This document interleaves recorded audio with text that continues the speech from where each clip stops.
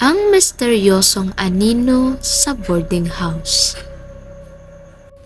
Sa usa ka hilom nga lugar sa Purok 17 Sampaguita, Muswan dulugon maramag Bukidnon, adunay usa ka boarding house nga nailhan sa tanan. Daghan ang napuyod didto tungod kay duol kini sa eskwelahan ug duol sab kini sa alihanan sa mga rala. Kung sa gawas tan-awon, usa ka ordinaryo lamang ang balay. Adunay duha ka andana nga hinimo sa semento ug steel. Unya napalibutan sa mga kahoy ug tanong. Apan sa mga nagpuyod didto, adunay mga panghitabo nga dili masabtan. Mga panghitabo nga makapahimo ni bisan kinsa nga mangurog sa kahadlok.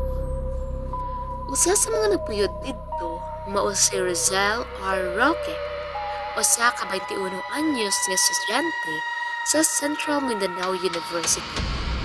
Gikan siya sa layong dapit sa Dagumbaan maramag Bukidnon ug nagpuyo siya sa boarding house sulod sa 3 ka tuig.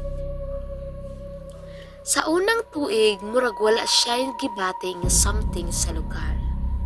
Ang iyang unang tuig sa kolehiyo milabay lang nga malinawon. Nakakatan siya makikamiga sa pang-boarders ug nasanay sa iyang bagong kinabuhi isip estudyante nga layo sa iyang mahal nga pamilya. Apan, ang tanan na usab sa iyang ikaduhang tuig sa kolehiyo.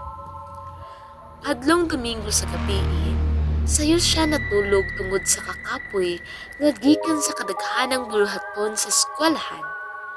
Pagkahuman niyang patyon ang suga sa kwarto, gihiglas siya o ginahinay nga nakatulog. Hilom kaayo ang boarding house niya tung gabi una. Ang uban boarders nga nasa ilang kwarto o ang hallway nga wala na'y tingog, gawas na lang sa hinay nga hangin nga musulod sa bintana. Sa tunga-tunga sa iyang pagkatulog, kalit lang siyang nakamata. Murag adunay nagtanaw kaniya. Hinay-hinay niyang giablihan ang iyang mga mata ug mitanaw sa palibot sa kwarto. Ug sa dihang pagtanaw niya sa iyang kilid sa iyang higdaanan, may kasugdayon ang kabog sa iyang dughan tungod sa iyang nakita. Sa kilid sa iyang higdaanan, adunay usa ka itom nga anino nga naglingkod. Nagtan-aw sa iya og nanapiling. Murag porma sa usa ka tawo. Bisan dili klaro ang iyang nawong, murag adunay mga mata nga nagtutok kaniya. Mas nakapahadlok pagyud kay nagngisi kini. Sa kangit-ngit sa kwarto, murag nagputi ang porma sa iyang mga ngipon nga murag naghatag og mansyosong pahingon. Dili masabot ang iyang gibati, ang iyang lawas murag giparalisa sa kahadlok ug wala siya kahibalo kung unsa ang iyang buhaton. Sa kahadlok, milingi siya sa pikaside sa higdaanan ug nikulob diretso sa iyang kaugalingong habol. Samtang nagkurog ang iyang lawas, nag-ampo siya sa sulod sa iyang hunahuna nga unta mawala ang maong anino. Pagkaugma, gisultihan niya ang iyang roommate nga si Shai dahil tungod sa iyang nakita gabi. Sa sinugdanan, nagtuo siya nga damgo lamang po. Apan, nakurat siya sa tubag sa maong higala. Naingon si Shai, "Nakamatapot ko atong gabi una, ug nakita sad nako ang usa ka taas nga anino sa tao nga nagbarog tuol sa higdaanan ni Rosel. Murag tao nga adunay taas na buhok ug dakong mga abaga. Wala ko nagsaba ug naglihok tungod kay nahadlok ko nga basin muduo sa ako unya patyon ko." Human sa ilang panagstorya, nahilom ang duha ka higala. Wala sila kahibalo kung damgo ba to o tinuod nga paghitabo. Sa ilang hunahuna, basin bunga lamang kini sa kakapoy ug lawas sa stress sa eskwela. Busa, gikalimtan ang panghitabo og nagpadayon sa ilang adlaw-adlaw nga kinabuhi sa boarding house. Milabay ang pipila ka semana ug murag nawala sa kahadlok sa ilang hunahuna. Apan, usa ka gabi, naulahi si Rosel og uli gikan sa iyang klase sa laboratory. Mga alas 9 na sa kagabion ug kusog kaayo ang ulan.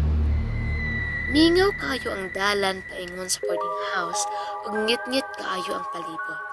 Hinay nga naglihok ang mga kahoy sa gilid tungod sa hangin nga naghatag og mas misteryosong kahimtang sa lugar nga makapanimpawot sa balahibo. Pag-abot niya sa boarding house, hilom kaayo ang palibot. Hala, hilom na di kaayo ang palibot. Mahadlok masagdaan ni Musaka. Wala na'y tao sa ground. Nakabantay siya nga wala na'y suga sa hallway. Nibati siya og gamay nga kahadlok apan mitok-tok gihapon siya sa putahan. Dugay kaayo siya naablihan sa iyang roommate. Busa, napugos siya nga maghulat sa gawas. Sa iyang paghulat sa gawas, nakurat kaayo siya og naratol kay adunay kalit nga itom nga anino nga milabay sa iyang nawong. First time to niya nga na-experience sa tibuok niyang kinabuhi. Sa iyang hunahuna, basin og sa lamang to ka-porter nga naglakaw. Apan sa dihang namino siya pag-ayo, nakadungog siya og tingog nga nagtunob sa hagdanan. Ang tingog hinay lang, apan klaro kaayo, murag adunay nagsaka sa hagdan. Apan sa paglantaw niya sa hagdan, wala siya nakita nga bisan kinsa, bisan unsang hayop, wala jud.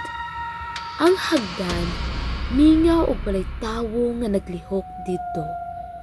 Apan naay tunog. Nakapamugnaw kini sa iyang panit ug nakapahimo kaniya nga mga gurog sa kahadlok. Sa kadugayang mihunong ang tingog sa tunob ug may balik ang kahilom sa boarding house. Sa dihang giablihan na sa iyang roommate ang pultahan, dali-dali siyang misulod sa kwarto ug naglingkod sa higdaanan, samtang nagginhawa og lawom aron magpakalma sa iyang kaugalingon. Sa sunod adlaw, nakabantay si Rosel nga murag adunay something nga murag lain nga presensya sa boarding house. Usahay sa buntag, makadungog siya og mga tunog sa hagdan bisag walay nagsaka ug nagnaog.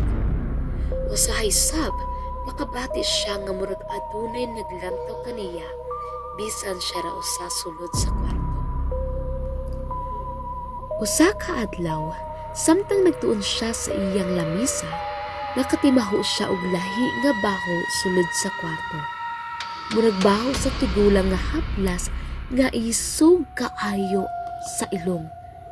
Gituyok niya ang iyang ulo aron tan-awon kung asa gikan ang baho. Apan, walay bisan kinsa sa sulod sa kwarto. Sa kalit lang nawala ang maong baho nga murag wala gyud ni agi dito.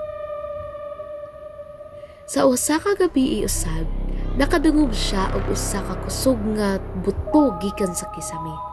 Murag adunay bundak sa ibabaw sa balay. Abin niyag iring lamang ang nagsaka sa ato. Apan sa dihang mitan-aw siya sa gawas, wala siya nakita bisan unsang hayop. Mingaw kayo ang palibot ug walay bisan unsa nga naglihok. Samtang nagtuon siya sa iyang lamisa, apan ang labing pinakahadlok ka panghitabo, nahitabo sa usa ka gabii samtang nagtuon si Rochelle sa iyang lamisa. Mga alas 11 na sa gabii ug natulog na ang iyang roommate. Hilom kaayo ang boarding house ug ang madungog ra mao ang tingog sa kuliglig. Sa kalit lang, nakadungog siya og hinay nga tunog sa hagdan nga nagpadulong sa iyang portahan. Mihunong ang tingog sa gawas ug kusog kaayo ang kabog sa iyang dughan. Kalitsab nga mituyok ang doorknob bisan nakalak ang portahan. Sa pagtan-aw niya sa ubos niini, nakakita siya og anino sa tiil nga nagbarug sa gawas. Sa kahadlok, nagampo siya hangtod nga kalit lang nawala ang anino ug mibalik ang kahilom.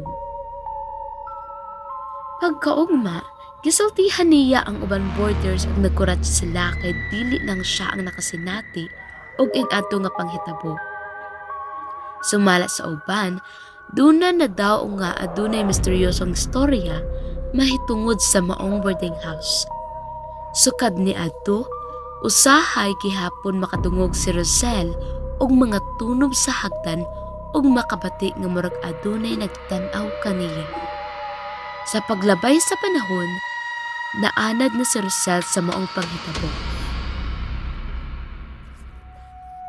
Grabe gyud ang iyang kahadlok.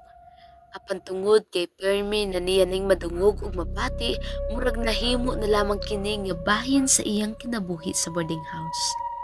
Bisan hangtod karon nagpabilin gihapon ang misteryoso sa maong boarding house.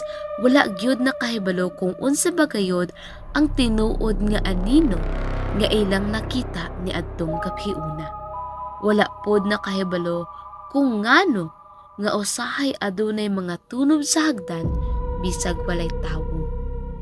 Apan, usa ka butang ang sigurado alang sa mga nagpuyo dito. Sa matag gabi nga hilom ang boarding house o sa matag tunog sa hagdan nga walay makita nga tawo, murag adunay usa ka presensya nga nagpabilin dito. Usa ka presensya nga dili makita sa mata apan mabati sa kahilom sa gabi. Ug usahay, kung mamino kapag ayo sa kangit niya sa boarding house, murag makadungog gihapon ka og hinay nga tunog sa hagdan. Sugod sa ubos, hangtod sa babaw sa hagdan, dool sa highway sa ilang kwarto. Nahilom siya og wala na gayud milihok. Sa iyang hunahuna, usa ra ka pangutana ang naglibot. Kung walay tawo sa hagdan, kang kinsa man tong mga tunog.